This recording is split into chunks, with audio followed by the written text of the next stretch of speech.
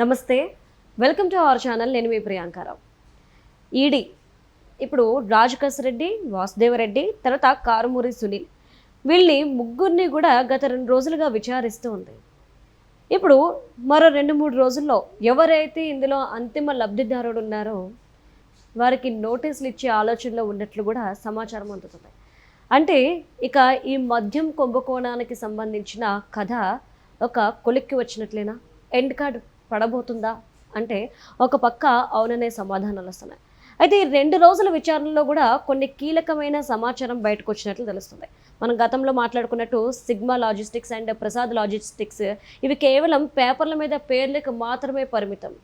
ఈ డబ్బులన్నీ కూడా వాసుదేవరెడ్డి అలానే రాజకేశ్రెడ్డి కనుసన్నల్లోనే జరిగాయి అని చెప్పేసి తెలుస్తుంది. మరి అంతిమ లబ్ధిదారుని చేరుకోవడానికి ఈడీ సిద్ధంగా ఉందా లేదా, ఇంకెన్ని రోజుల్లో నోటీసులు ఇచ్చే అవకాశం ఉంది అనేది తెలుసుకుందాం. మనతో పాటు ప్రముఖ పొలిటికల్ అనలిస్ట్ డివి శ్రీనివాస్ గారు ఉన్నారు, ఆయనతో మాట్లాడదాం. నమస్కారం సార్. నమస్తే. ఈడీ చాలా దూకుడుగా ఉంది ఏపీ కేసులకి సంబంధించి. ఇప్పుడు ఏదైతే మద్యం కుంభకోణంలో రవాణాకు సంబంధించి కుంభకోణం ఉందో దీనికి విషయంలో 2 రోజుల నుండి నిందితులతో చర్చలు జరిపి కొన్ని కీలకమైన ఆధారాలు సేకరించింది. ఈ ఆధారాలతో ఇప్పుడు అంతిమ లబ్ధిదారుడికి నోటీసులు ఇవ్వబోతుంది. నెక్స్ట్ అరెస్ట్ జగన్మోహన్ రెడ్డి అయినా అనేసి అంటున్నారు. మీరేమంటారు? ఈడీ పేరు మీద సినిమాలు తీశారు, మరి ఆ మాత్రం దూకుడు ఉండదా? ఆ మాత్రం దూకుడుగా ఉండదా? అంటే లిక్కర్ స్కామ్లో కొల్లగొట్టిన డబ్బుతో సినిమాలు తీశారు. దానికి ఏమైనా బ్యానర్ పెట్టారు? ఈడీ ఎంటర్టైన్మెంట్స్ అని పెట్టారు. అంటే ఇప్పుడు ఎన్ఫోర్స్మెంట్ డైరెక్టరేట్ ఇది 2.0, ఏది AP liquor mafia 1.0 SIT special investigation team అంతు తేల్చింది. వరుస పెట్టి ఒక 53 మంది నిందితులను గుర్తించింది, ఒక 20 మందిని అరెస్ట్ చేసేది.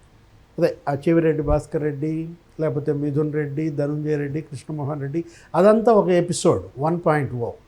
ఇప్పుడు ఇది 2.0. ఏది ఈడీ. ఎప్పుడైతే ఈడీ ఎంటర్ అయిందో ఇప్పుడు ముగ్గురిని 3 రోజులుగా విచారిస్తాం. ఈరోజు కారుమూరి సునీల్ అనగానే నీకు గుర్తొచ్చేది ఏంటి?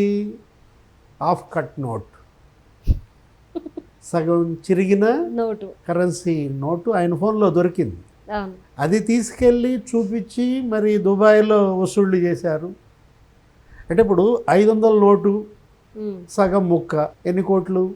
అది చూపిస్తే 50 కోట్ల. 200 నోటు సగం ముక్క 20 కోట్ల. 100 నోటు సగం ముక్క చూపిస్తే 10 కోట్ల. ఇప్పుడు ఈ ఆఫ్ కట్ నోట్ ఇంకా ఎంతమంది దగ్గర ఉంది? ఇతని ఫోన్లో మనకు లభ్యమైంది. ఎవరు? కారుమూరి సునీల్. ఇప్పుడే మీరే చెప్పారు, ఆయన భార్య మరి కీర్తి నాగేశ్వరరావు కోడలు, ఆమె అకౌంట్లోకి 15 కోట్లు వచ్చాయి. ఎలా వచ్చాయి? సుదర్శన్ కన్స్ట్రక్షన్కి వీళ్ళకి సంబంధం. ఇప్పుడు ఈ మద్యం ట్రాన్స్పోర్ట్ అంటే దీన్ని మనం 3 రకాలుగా చూడాలి. ఏది? మద్యం ఉత్పత్తి స్కాము, మద్యం సరఫరా స్కాము, మద్యం మరి అమ్మకాల స్కామ్. 3 రకాలుగా జరిగింది దీంట్లో దోపిడీ. 7 రకాలుగా మనీ లాండరింగ్ చేశారు, 5 రకాలుగా మనీ రూటింగ్ చేశారు. స్కాము 3 రకాలు జరిగింది. ఒకటేమో మద్యం తయారీ అంటే డిస్టిలరీలన్నీ కబ్జా చేయటం. ఈ మొత్తం ఎవరు? మిథున్ రెడ్డి ఆధ్వర్యంలో, విజయసాయి రెడ్డి ఆధ్వర్యంలో వీళ్ళు డిస్టిలరీల యజమానులు బెదిరించడం, మీటింగ్లు పెట్టడం. ఆయన ఎవరు? సజ్జల శ్రీధర్ రెడ్డి, వీళ్ళందరి ద్వారా అప్పట్లో ఇది ఈ గ్యాంగ్. ఏది? ఇది మద్యం ట్రాన్స్పోర్ట్ గ్యాంగ్. సిగ్మా లాజిస్టిక్స్, లేకపోతే ప్రసాద్ లాజిస్టిక్స్, ఇప్పుడు ఈ సుదర్శన్ కన్స్ట్రక్షన్స్, వీళ్ళు 400 కోట్లు కొల్లగొట్టారని. దాంట్లో ఇవాళ ఈడీ ఎంత అని చెప్పింది? 195 కోట్లు అక్రమార్జన. ఇప్పుడు 3600 కోట్లేమో సిట్ అన్. అదేంటది? అది కేవలం కమిషన్లే. ఇప్పుడు ఎన్ఫోర్స్మెంట్ డైరెక్టరేట్ ఎంత గుర్తించింది? దగ్గర 1170 కోట్లు గుర్తించింది. ఈ 1170 కోట్ల స్కామ్లో ఈడీ ఇప్పటికి ఎంత జప్తు చేసింది? ఒక 450 కోట్లు జప్తు చేసేది. అదే కసిరెడ్డి రాజు భూములు, అతని బ్యాంక్ డిపాజిట్లు, లేకపోతే బూనేటి చాణక్య ఆయన భూములు, బ్యాంక్ డిపాజిట్లు. ఇతను ఎవరు? వాసుదేవరెడ్డి. వాసుదేవరెడ్డి బావుమరిది విఎన్ఆర్, ఎవరైనా విజయ నరసింహారెడ్డి, మరి అతను కూడా ఇందులో ఏది ట్రాన్స్పోర్ట్ ఇచ్చారు. అంటే కారుమూరి నాగేశ్వరరావు, కారుమూరి సునీల్, మరి నాగేశ్వరరావుని పిలిచారా? లేదు. నాగేశ్వరరావుని పిలిచినట్టున్నారు, ఏదో హెల్త్ బాగాలేదని చెప్పినట్టున్నాడు. సరే మీ ఇంటికే వచ్చి విచారిస్తామని చెప్పి ఇంటికి వచ్చి విచారించారు. నిన్న మనకు స్క్రీన్ మీద కనపడ్డాడు. ఎక్కడ? ఆక్వాలోనా? భీమవరం. జగన్మోహన్ రెడ్డి పక్కనే ప్రత్యక్షమయ్యాడు. అంటే ఇప్పుడు ఈడీ ఎన్ఫోర్స్మెంట్ డైరెక్టరేట్ ఇందులో హవాలా జరిగిందమ్మా. ఏది అతనెవరు? అనిల్. అతను చేసినటువంటి హవాలా ఇప్పుడు నీకు ఆ ముంబై ఆయన ఎవరు అసలు? క్రిపటి ఎంటర్ప్రైజెస్, నైస్నా మల్టీ వెంచర్స్, విశాల్ ఎంటర్ప్రైజెస్, దగ్గర దగ్గర 77 కోట్లు.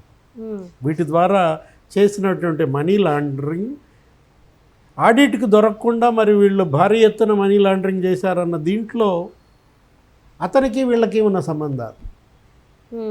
అనిల్ చోక్రా వినే ఉంటావు, మనం గతంలో చూసాం. ఇప్పుడు అతనంతా ఈ కేసులో 53వ నిందితుడు, అరెస్ట్ అయిన వాళ్ళలో 23 అనుకుంటా.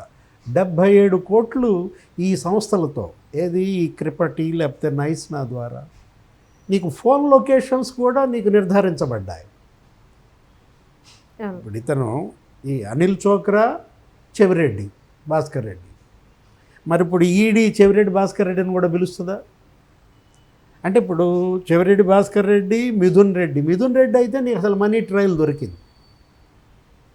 ఆయన అకౌంట్లో డబ్బులు పడ్డాయి. బ్యాంక్ ఆఫ్ మహారాష్ట్ర మిథున్ రెడ్డి ఏంటది పిఎల్ఆర్ కాంట్రాక్ట్స్లో అకౌంట్లో డబ్బులు పడ్డాయి వీళ్ళేసినాయి. అంటే ఇప్పుడు ఈడీ నెక్స్ట్ ఎవరిని పిలుస్తోంది? చెవిరెడ్డి భాస్కర్ రెడ్డి, తర్వాత మిథున్ రెడ్డి. అసలు వాళ్ళ ముగ్గురు బెయిల్స్ క్యాన్సిల్ అవుతాయా? వాళ్ళు బెయిల్ మీద ఉన్నారు. ధనుంజయ రెడ్డిను, కృష్ణమోహన్ రెడ్డి, బాలాజీ గోవిందప్ప. సుప్రీంకోర్టు కూడా ఫైర్ అయింది. అసలు వాళ్ళకి బెయిల్ ఎలా ఇచ్చారు? ఆ బెయిల్ రద్దు చేయమని కూడా ఆదేశించిన దీంట్లో ఇప్పుడు వాళ్ళ ముగ్గురికి బెయిల్ రద్దు అయితే మళ్ళీ ఈడీ పిలుస్తుందా? ఖచ్చితంగా. ఎందుకంటే మరి కృష్ణమోహన్ రెడ్డి కొడుకు రోహిత్ రెడ్డి ఉన్నాడు. అతనేంటి 5 డొల్ల కంపెనీలు పెట్టాడు. స్కూబీ జంప్ ఏదో ఉంటుంది కదా, స్కూబీ ల్యాబ్స్ అని పెట్టాడు. ఆ 5 డొల్ల కంపెనీలు. ఇప్పుడు చెవిరెడ్డి భాస్కర్ రెడ్డి కొడుకు మోహిత్ రెడ్డి అతను కూడా ఉన్నాడు ఇందులో. చెవిరెడ్డి భాస్కర్ రెడ్డి, మోహిత్ రెడ్డి మరి దగ్గర దగ్గర 8 డొల్ల కంపెనీలు పెట్టారు. ఆయన డ్రైవర్ల పేరు మీద, పిఏల పేరు మీద ఇదే పని. హరీష్ ఇన్ఫ్రా అని, లేకపోతే నవీన్ ఇన్ఫ్రా అని, కుర్రా సర్వీసెస్ అని, ఇవన్నీ చెవిరెడ్డి కంపెనీ. నిన్న కూడా కనపడ్డాడు చెవిరెడ్డి. ఎక్కడ కనపడ్డాడు చెవిరెడ్డి మనకి? నిన్న స్క్రీన్ మీద ఏదో పొగాకు రైతుల దాంట్లో ఉన్నాడు, ఒంగోలు. అంటే వీళ్ళు ఏదో రకంగా మళ్ళీ ప్రజల్లోకి వెళ్ళాలని, ఈ ప్రజల దృష్టిలో ఈ కేసులు, ఈ జైలు, ఈ అరెస్టులు చెరిపేసుకునే ప్రయత్నంలో ఉన్నారు. మళ్ళా పిలుస్తుందా ఈడీ? అంతిమ లబ్ధిదారు జగన్మోహన్ రెడ్డి. మీరు అన్నట్టుగా ఈ కేసులో అంతిమ లబ్ధిదారు జగన్మోహన్ రెడ్డి. దీని వెనుక master mind mister and Mrs Jaganmohan Reddy అన్నాడు మాణిక్యం ఠాగూర్. మరి భారతీ మేడం లేకపోతే జగన్మోహన్ రెడ్డి, వాళ్ళిద్దరికీ దీనిలో ఉన్న ఇన్వాల్వ్మెంట్. బంగారం పెద్ద ఎత్తున కొన్నారు.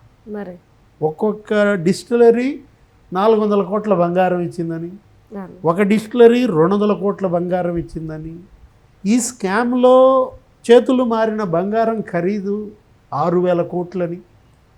వరుసపెట్టి నీకు ముంబై జ్యువెలరీస్, లేకపోతే Mahadevappa jewelleries, Ruchitha jewelleries, Padmavathi jewelleries, అనేక జ్యువెలరీ కంపెనీలు ఉన్నాయి ఈ కేసులో నిందితులుగా. అంటిస్తున్నారా నోటీస్?